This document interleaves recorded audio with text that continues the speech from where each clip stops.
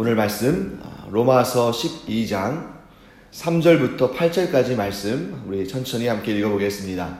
내게 주신 은혜로 말미암아 너희 각 사람에게 말하노니 마땅히 생각할 그 이상의 생각을 품지 말고 오직 하나님께서 각 사람에게 나누어 주신 믿음의 분량대로 지혜롭게 생각하라. 우리가 한 몸에 많은 지체를 가졌으나 모든 지체가 같은 기능을 가진 것이 아니니 이와 같이 우리 많은 사람이 그리스도 안에서 한 몸이 되어 서로 지체가 되었느니라. 우리에게 주신 은혜대로 받은 은사가 각각 다르니 혹 예언이면 믿음의 분수대로, 혹 섬기는 일이면 섬기는 일로, 혹 가르치는 자면 가르치는 일로, 혹 위로하는 자면 위로하는 일로, 구제하는 자는 성실함으로, 다스리는 자는 부지런함으로, 긍휼을 베푸는 자는 즐거움으로 할 것이니라. 아멘.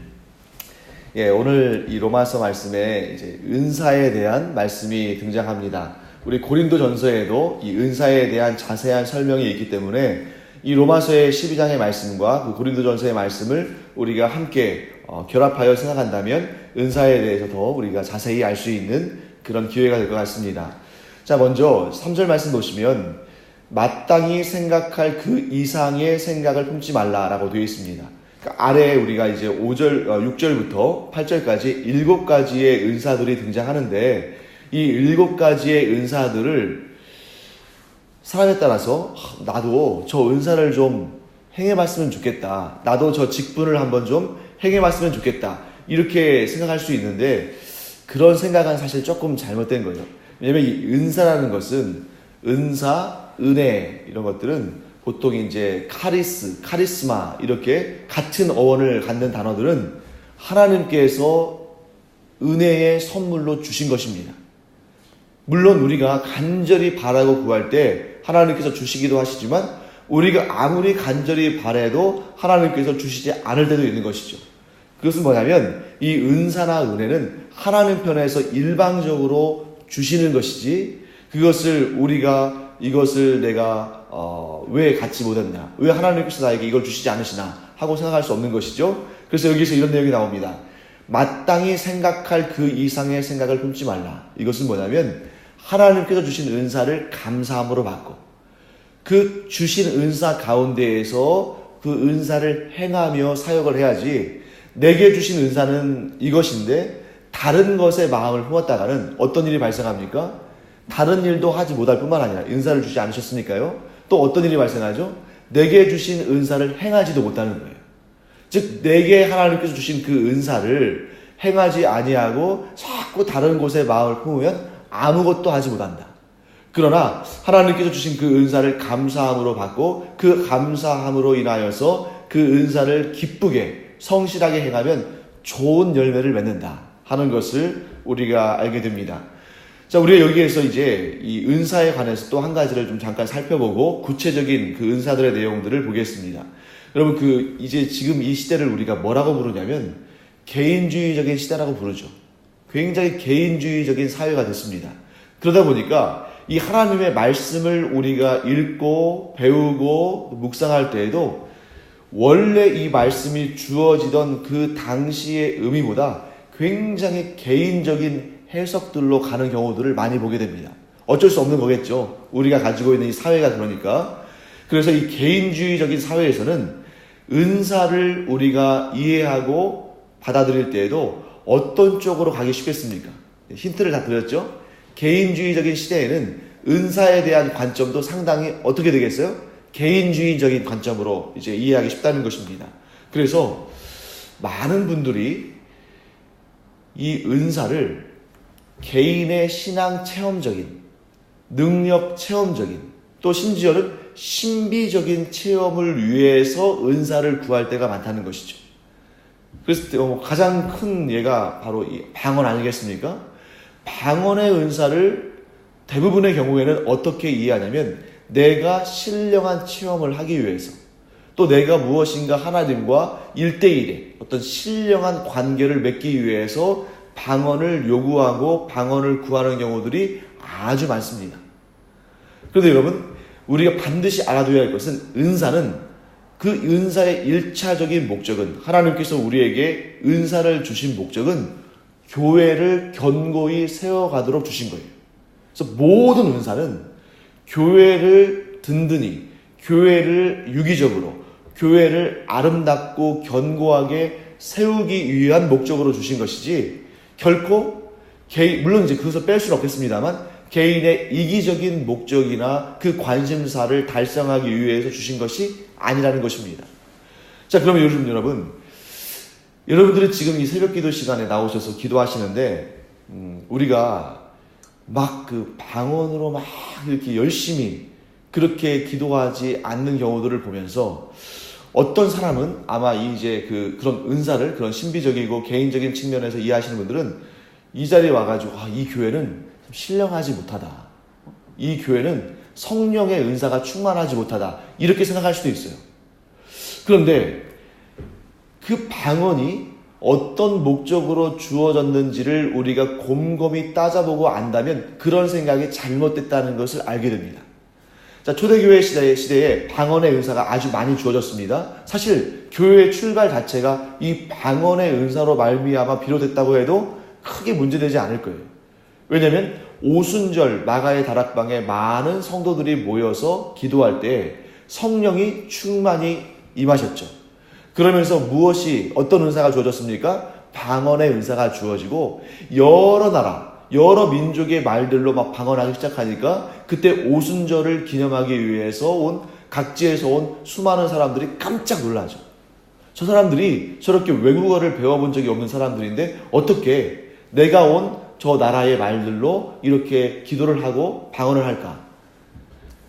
그 목적으로 말미암아, 그 방언의 은사로 말미암아 어떤 일이 발생했습니까? 나중에 이 예루살렘 교회에 많은 핍박이 주어졌을 때에 그 은사를 가진 사람들이 세계 각지로 퍼져나가면서 그 각지에서 복음을 전하고 교회가 세워지는 것들을 보게 됩니다. 그렇게 해서 세워진 대표적인 교회가 로마 교회였죠. 자, 그런데 여러분, 사도 바울이 이런 말을 합니다. 로마서에서 또 어떤 고린도전서에서 무슨 말을 하냐면 방언의 은사를 너희들이 받기를 원한다. 나도 방언의 은사를 가지고 기도한다. 그런데 할 수 있다면 방언의 은사를 받은 사람들은 통변 혹은 통역의 은사를 함께 구하고 또 할 수 있다면 오히려 예언의 은사를 가졌으면 좋겠다 라고 말합니다. 그 방언보다는 방언과 함께 통역을 하는 것이, 통변을 하는 것이 중요하고 또 그 방언보다는 오히려 예언의 은사를 갖는 것을 더 사모하는 것이 필요하다라고 말합니다. 그때 이 방언과 예언을 왜 함께 견주어서 이렇게 비교하며 말하냐면 초대교회 당시에, 즉 교회가 세워지던 당시에는 방언도 예언도 하나님의 말씀을 전하는 일과 관련되어 있다는 거예요.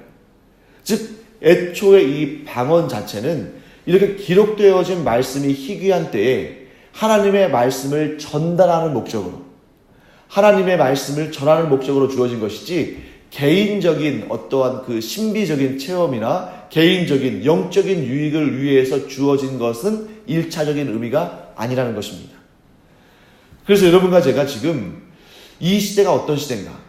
자, 초대교회 당시에는 이렇게 기록된 성경이 주어지는 경우가 별로 없었습니다.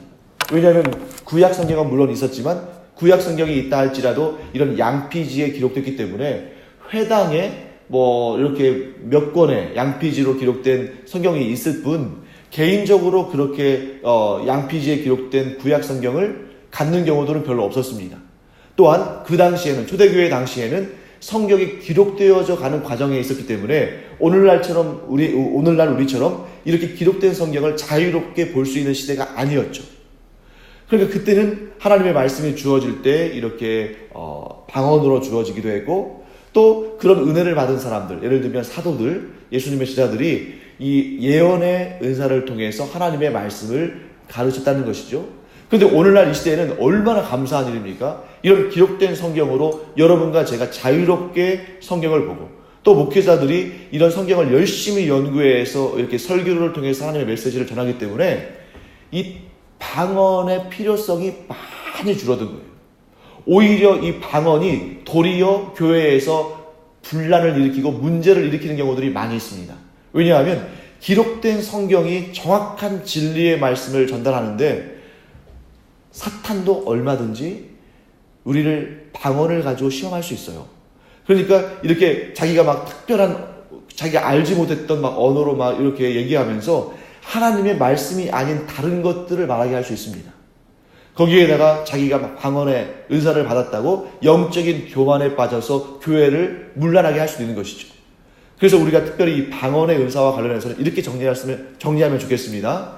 방언의 은사는 존재합니까? 존재하지 않습니까? 존재합니다. 이 시대에도 여전히 성령의 역사하신 가운데 방언의 은사는 존재해요. 하지만 기록된 말씀, 참 진리가 우리에게 주어진 다음에 그 방언의 은사의 사용의 어떤 빈도나 이런 강도나 이런 부분은 많이 약해져 있는 상태다. 그렇기 때문에 지금은 오히려 어떠한 개인의 영적인 유익을 위해서 주어지는 경우들이 대부분이지만 그나마도 겸손히 섬기는 마음으로 행하지 않으면 그것은 사실 자신이 점검해 봐야 되는 부분입니다. 혹시 이것이 하나님께로부터 왔는지 아니면 우리를 시험하고 올무에 빠지도록 사탄이 주는 시험인지 그것을 영적으로 분간하는 것이 굉장히 중요하다 하는 것을 우리는 정리하고 넘어가길 바랍니다. 그래서 모든 은사는 개인적인 만족이나 개인적인 유익을 위한 것이 아니라 무엇을 위한 거라고요? 교회의 덕을 세우고 교회를 든든히 세워가기 위해서 하나님께서 선물로 주신 것이다 하고 우리가 이해를 하면 좋겠습니다. 자, 또 한 가지 여기 보시면 4절 말씀 보시면 우리가 한 몸에 많은 지체를 가졌으나 모든 지체가 같은 기능을 가진 것이 아니니 5절 이와 같이 우리 많은 사람이 그리스도 안에서 한 몸이 되어 서로 지체가 되었느니라. 자, 여기에서 또 은사의 특징에 대해서 설명하죠. 우리는 교회 안에서 다양함을 인정해야 됩니다. 왜냐하면 하나님께서 각자에게 그 사람에게 꼭 맞는 그러면서 동시에 그로 하여금 교회를 섬길 수 있게끔 은사를 주시기 때문에 은사의 다양함을 인정해야 됩니다. 그러면서 동시에 그 모든 은사가 그리스도 안에서 한 몸을 이루는 그런 통일성, 연합도 필요하다는 것이죠. 이게 참 어려운 일이잖아요. 다양성이 있으면서 동시에 통일성과 연합됨이 있다는 것. 굉장히 어려운 일입니다만 이 작업을 교회 안에서 이루어야만 교회가 견고하게 튼튼히 세워져 간다. 그래서 제가 여러분들의 은사를 인정하고 격려하고 여러분들이 또한 저의 은사를 인정하고 격려하며 또한 어떤 마음을 품어야 됩니까? 이 모든 것들이 무엇은 좋고 무엇은 나쁘고 무엇은 우월하고 무엇은 열등하고 이런 마음이 아니라 예수 그리스도 안에서 이 모든 다양한 은사들이 연합하고 한 뜻을 이루어서 교회를 세워가야 한다 하는 마음을 가져야 한다는 것입니다. 자, 이제부터는 제가 이제 7가지의 은사들의 내용들에 대한 구체적인 말씀을 드리겠습니다. 사도 바울이 지금 7가지 은사들에 대해서 소개하잖아요. 그 각각의 내용들에 대해서 간략하지만 구체적인 내용들을 여러분과 함께 나누고자 합니다. 가장 먼저 언급이 되는 은사는 무엇입니까? 네, 6절 말씀에 나오죠. 예언하는 은사입니다. 그래서 예언하는 자 해가지고 나오는데요. 이 예언하는 자라는 이 헬라어 단어는 프로페테이아라는 단어입니다. 그래서 여러분들이 이 단어를 다 외우실 필요는 없지만 그 의미를 저와 함께 알아가시면 이 은사들을 또 그 의미들을 알아가는데 도움이 될 겁니다. 그래서 이 예언이라는 말은 이 프로페테이아라는 단어는 보통 이제 여러분 우리말로 예언 이렇게 되면 이제 많은 사람들이 미래의 일을 미리 얘기하는 것, 자, 미래에 일어날 일들을 미리 얘기하는 것 이런 개념으로 이해합니다. 뭐 완전히 틀린 말은 아닙니다만 그런데 그렇게 이해하다 보면 약간 이 부분을 어떻게 오해할 수 있냐면 점쟁이가 점을 치는 것처럼 주술사가 무슨 뭐 이렇게 그 자기의 주술을 통해서 미래에 일어날 일들을 말해주는 것처럼 이렇게 이해하기 쉬운데 이 성경에서 말씀하시는 이 예언은 그런 게 아니에요. 그것이 아니라 하나님의 권위 있는 말씀을 전하는 것을 의미합니다. 그래서 하나님의 그 권위 있는 말씀을 전함으로 우리의 미래의 일들이 하나님께서 기뻐하시는 일들이 되도록 이끌어가는 것이 바로 예언의 일이고 그것이 곧 예언의 은사입니다. 그래서 오늘날 이 시대의 언어로 이 부분을 예언이라는 말을 바꾼다면 이렇게 말할 수 있겠죠. 하나는 설교고 다른 하나는 권면입니다. 즉 설교를 통해서 하나님의 말씀을 잘 해석해서 전하는 일과 또 어떤 성도에게 신방이나 상담을 통해서 그 성도에게 주어지는 또 그 성도의 그런 환경 가운데 상황 가운데 주는 그런 하나님의 메시지를 전달하는 것, 이런 것들을 예언이라고 말하고, 예언의 은사는 그렇기 때문에 어떤 주술적이거나 샤머니즘적이거나 혹은 점쟁이의 그런 점을 치는 것이나 이런 것이 아니라 그 공동체에게 혹은 어떠한 개인에게 주는 하나님의 말씀, 권위 있는 하나님의 말씀, 이렇게 이해하는 것이 좋습니다. 자, 그 다음에 섬기는 자가 등장하죠. 예, 섬기는 자는 여러분도 많이 들어보셨을 거예요. 이 섬기다라는 이 표현에 사실은 이 헬라어 단어는 디아코니아입니다. 디아코니아. 이제 디아코니아라는 단어는 우리 많이 사용하잖아요. 근데 이 말은 뭐냐면 1차적으로는 봉사의 의미를 가지고 있고, 두 번째로는 사랑으로 섬기다, 이런 의미를 가지고 있습니다. 그래서 보통 이 교회의 직분들, 오늘날 이러한 교회의 직분들과 관련해서 볼 때 이 섬기는 자라는 것은 집사의 직무에 해당해요. 자, 집사가 하는 그 사역이 뭐냐면 교회의 일들을 봉사하고 또 섬기고 또 사랑의 일들을 행하고 이런 일들이죠. 그래서 그런 섬김에 관련돼서는 이게 집사의 직무, 디아코니아의 직무구나 하는 것을 알 수 있습니다. 자, 그 다음에 세 번째로 가르치는 자가 나오죠. 가르치다 하는 그런 단어는 디다스칼로스란 단어인데요. 이것은 교회 안에 교사나 선생과 같이 하나님의 말씀을 가르치고 그런 교훈을 전하는 자들을 의미합니다. 그 교회로 말한다면 주일학교 교사, 또 교회학교 교사들을 의미하겠죠. 혹은 순장반의 순장들 또는 구역장, 이런 역할을 감당하는 분들이라고 볼 수 있습니다.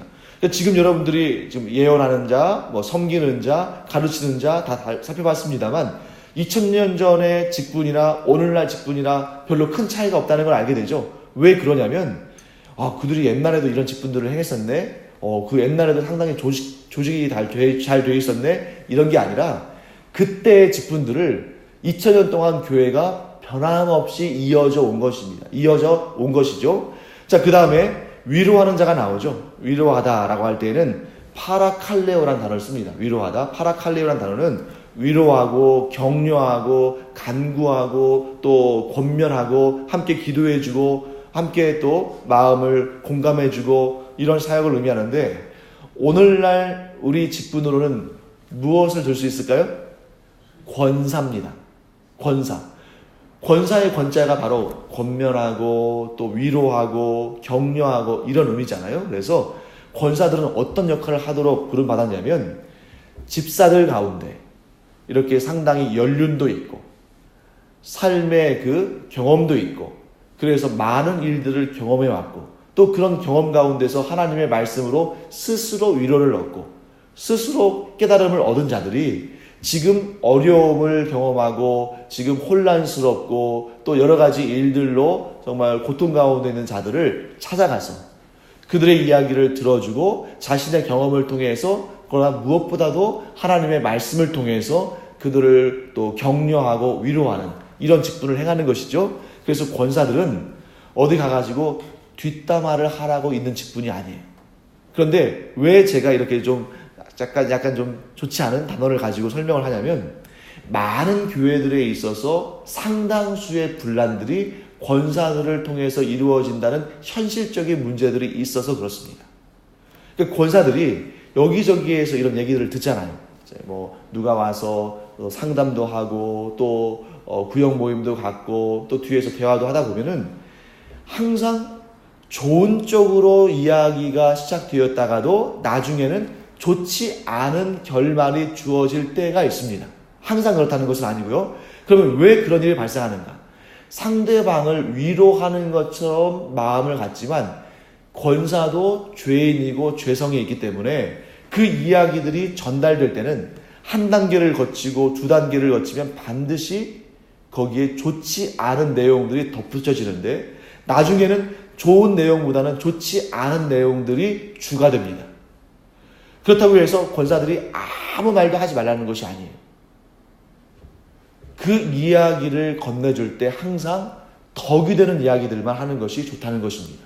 그리고 또 한 가지는 무엇입니까? 그 이야기를 들을 때 그 상대방의 허물들을 덮어주는 마음으로 그 이야기를 해야 한다는 것이죠. 그래서 우리가 입에 재갈을 물기보다는 입에 은혜를 담는 것이 중요하다. 상대방에 대해서 무엇인가 9가지의 좋은 말을 하더라도 한 가지의 흉을 잡으면 반드시 그 한 가지의 흉은 분명히 전달돼야 돼요. 나머지 9가지의 장점들은 들러리가 되고 만다 하는 것을 우리가 알아야 됩니다. 그래서 중요한 것은 이것이죠. 우리 스스로 이렇게 좋은 말들이 전달되도록 노력할 뿐만 아니라 이 교회 안에 있는 분위기가 서로 사랑하고 격려하고 서로 세워주는 분위기가 되도록 노력할 필요가 있다는 거예요.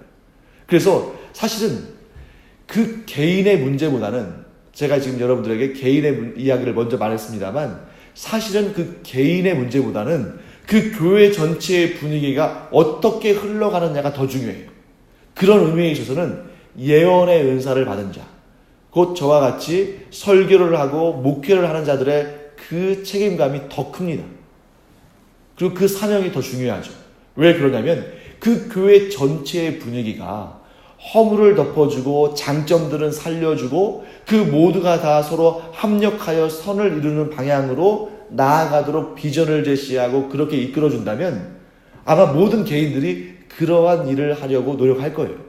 그런데 그 교회 전체의 분위기가 무엇인가 책망하고 흠을 잡고 문제들을 들추고 그리고 험담하고 뒷담화를 통해서 어떤 사람들을 이렇게 매장하거나 왕따를 시키거나 이런 쪽으로 흘러간다면 아무리 선한 마음을 가져도 그렇게 흘러갈 수밖에 없는 분위기에 편승할 수밖에 없습니다.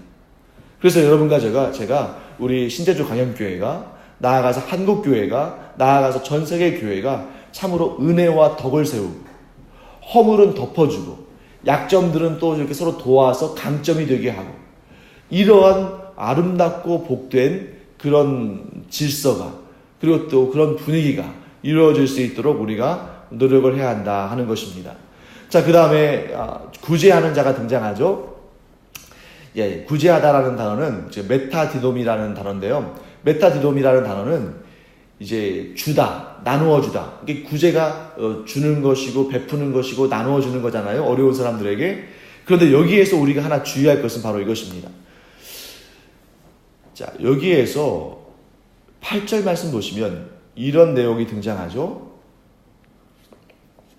구제하는 자는 뭐로요? 성실함으로. 구제하는 자에게 필요한 덕목은 성실이라는 것입니다. 이러한 번역을 통해서 봐도 참 이해가 잘 되죠. 그렇죠. 이제 구제하고 우리가 지금 추수감사절 절기연금을 이제 우리 전액 구제비로 사용하잖아요.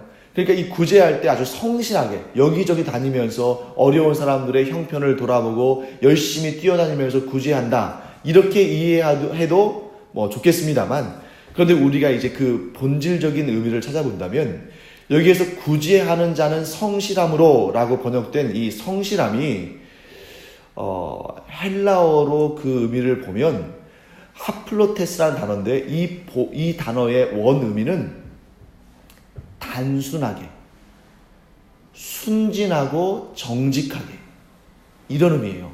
그러니까 성실하게 막 여기저기 뛰어다니면서 아주 열심히 성실하게 이런 의미가 아니고 그런 의미가 나오기는 나옵니다. 어디에 나오냐면 다스리는 자는 부지런함으로 나오잖아요. 다스리는 자는 부지런함으로 그 은사를 행해야 한다 했을 때 이 부지런함이 열심, 성실, 열정 이런 뜻을 가지고 있는데 구제하는 자는 성실함에서 이 성실한 단어가 원래 의미는 하플로테스의 의미는 단순하고 정직하고 즉 어떤 의미냐면 다른 동기가 포함되어 있지 않은 자, 아주 중요한 의미죠. 우리가 구제할 때에는 거기에 다른 동기가 없이 아주 단순하게, 담백하게, 순진하게, 정직하게 그 일에만 집중해야 한다는 것입니다. 왜 이런 말씀을 주시냐면 가난한 자에게 무엇인가를 구제하고 도와주고 섬길 때에는 안타깝게도 그 일을 행하는 사람 안에, 즉 재정을 다루고 도움을 주는 그 사람의 마음 안에 불순한 의도가 들어올 수 있는 가능성이 있기 때문에 이런 이야기를 권면하고 가르치는 것입니다.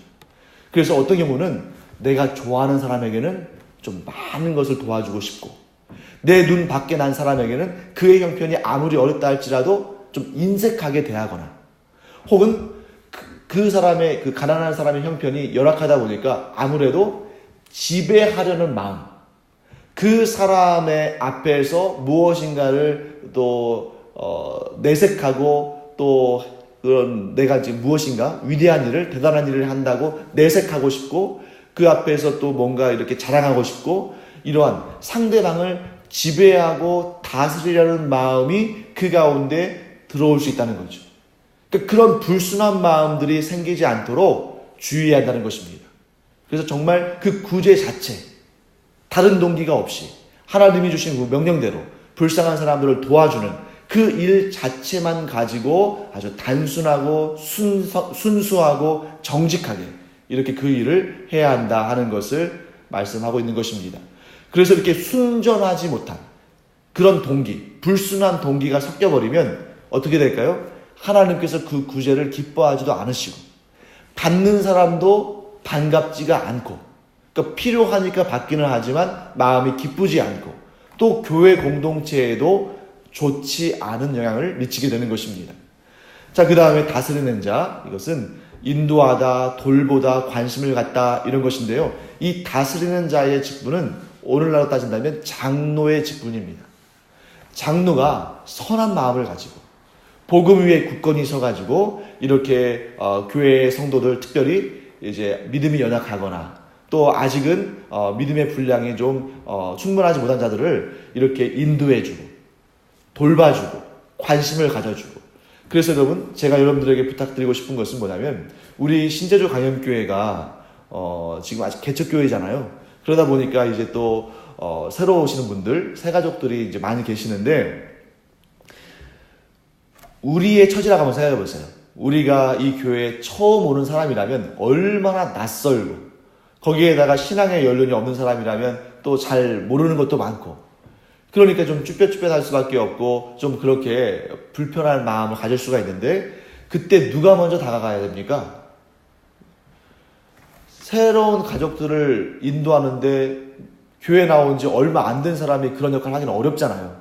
그래서 장로, 권사, 집사, 이런 직분자들이 그렇게 교회에 새로 들어온 자들을 사랑으로 보살피고 또 인도해주고 관심을 가져주고 따뜻한 말을 해주고, 이런 일들이 필요하다는 것이죠. 그런 일들에 있어서 가장 앞장서야 할 사람들이 장로라고 말씀하는 것입니다.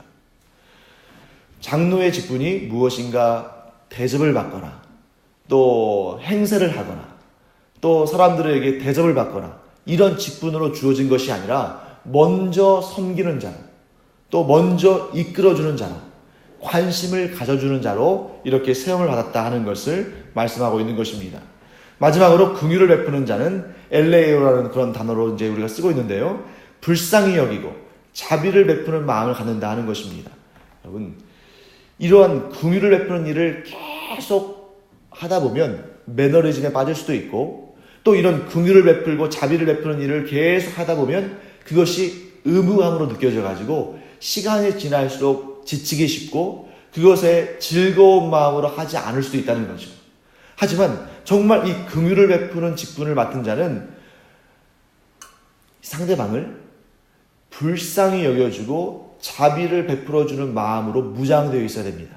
그래야만 즐거운 마음으로 이 사역을 오래 할 수 있기 때문이죠. 자, 제가 이제 시간이 너무 한정되어 있기 때문에 아주 간략하게만 말씀드렸습니다만, 자, 결론적으로 교회 안에 있는 이 모든 은사는 무엇을 위해서 주어진 것이다? 그것은 교회를 든든히 세워나가기 위해서 주신 것이다. 그렇기 때문에 이 은사를 향한 우리의 마음 자세는 어떻습니까? 나의 개인적인 영적인 유익이나 신비로운 체험을 위해서 은사가 주어진 것이 아니라, 이 모든 은사가 교회 공동체 안에서 아름다운 하나됨을 이루기 위해서 주어진 것이다 라는 것을 깨닫고 우리가 섬김을 받기보다는 섬김을 먼저 행하는 마음으로 은사를 또 하나님께로부터 받고 또 은사를 누리고 또 은사를 행하는 여러분과 제가 되기를 축원합니다. 기도하겠습니다. 하나님 감사합니다. 오늘 저희들이 은사에 대해서 살펴보았습니다.